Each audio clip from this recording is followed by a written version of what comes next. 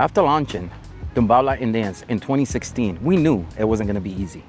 And right away, after hearing from Tumbala in Dance, in the announcement, we dealt with threats of going to court and being sued, and also negative posts on social media. We knew this was only the beginning, and that wasn't going to stop us from moving forward and teaching our classes. We started with an open house at El Basha, and it was packed. It was over 30 people that came to the open house, and when we scheduled our first class, believe it or not, only 2 people showed up from the same household, and the owner out of Basha also rented the hall that we were using, so we had to do it in a room, in a construction room that he was putting together. I remember that I thought to myself, should I stop now? Only 2 people here from the same household? But that didn't stop me either. So the first month of opening up was a little tough, having only 2 people. But I remember that I was participating on this Herbalife challenge that I was in, and they used to do exercises on Monday. Every Monday they used to get together and do exercise. And one of the things that they did a huddle, and they talked about things. And in that huddle, what I did was I offer my classes at a discount price. So now they can exercise Monday, and Tuesday come to class and do exercise. After offering the classes in that circle, we had over 20 people that signed up the next month.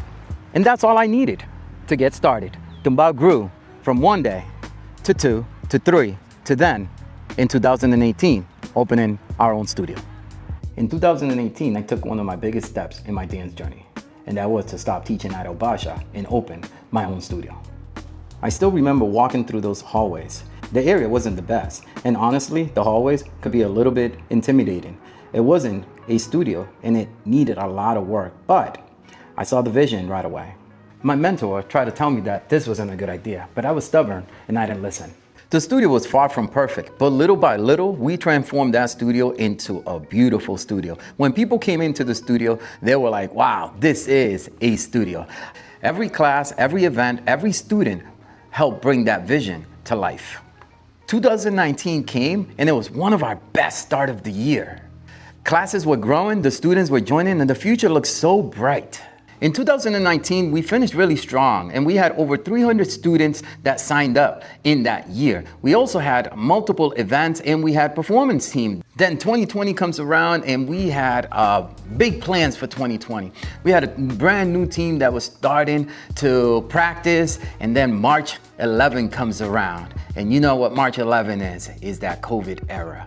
I remember having a full entire class, and I remember telling myself, in another month, if things continue this way, I'm going to make this my full-time career. And that's when the news started of the shutdown, March 11 of 2020. I remember that classroom when I was just telling them, oh, it should be a few days and then we'll be back next week. A few days turned into a few weeks, and then they turned into months. And it wasn't the same into years after. Like many business owners, I thought of this is my opportunity to just close and not do this again. But I stuck around, and the school department actually was also closed, and we did a bunch of classes online. That's when the online came around and opened the doors for people to actually work from home. Different schools.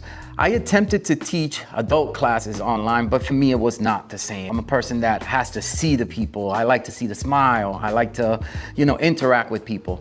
And for me, online was just not the same, so I didn't do it. I actually shut down completely for about 8 months. And as soon as they gave the green light to come back with safety measures and the 6-foot distance, I actually ended up opening the doors. And I remember coming back, and it was so difficult because it was 6 feet away. We could only had, I think at the time it was like 10 people that we can have at the studio, and they were coming in. Actually, they weren't coming in. At that first, I only had one couple that was dying to come back, so they actually started, and then another couple signed up. So we had 2 couples that actually signed up. So it's very, very sad coming back and just seeing 4 people at the studio. So we went from those 2 couples. Over the year, we kept getting a little bit more. Our sales were like crazy. We had like some ridiculous, like take 2 classes or take the full month and get privates. And I think it was for $99. We were just trying everything to get people in the studio. Little by little, we kept growing, and the way that COVID and that whole process, they kept opening little by little. And I remember 6 feet to 3 feet to now you can be in close contact with people. It was such a crazy world that time, and we kept going, and we're still here. I was able to fully open again in 2021, and let me tell you, people wanted to dance. The studio was packed again. We had performances, we had a bunch of teams. We were out on Thursday nights. We had events on Thursday night. It was like the community just wanted to dance. But one thing that didn't change was the hallways. The hallways was still intimidating. They were ugly. They were not the prettiest. So we lost some people because they will come to see the building and they wouldn't come inside the studio. 2022, 2023 were amazing years. We grew so much. In early 2024, the landlord had told me that the building next door was going to be apartments. So I was going to be losing the parking lot, and it was going to be tough for me to conduct business. So I had to make a decision during that time. And yes, I thought about, again, saying, should I close now? But the more I came to the studio and saw the students and the Thursday nights and the community growing, I didn't feel it in my heart that it was okay to do. I started going around Worcester looking for locations. One day I'm driving through Park Ave and I see this location that it's open, and I actually drove past it and came back. When I come back, there was a business that was open. It was a thrift shop.